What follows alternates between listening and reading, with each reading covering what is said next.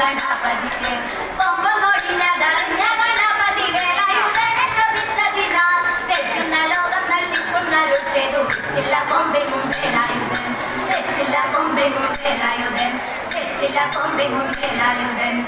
തമ്പുരാട്ടിയുടെ കയ്യ്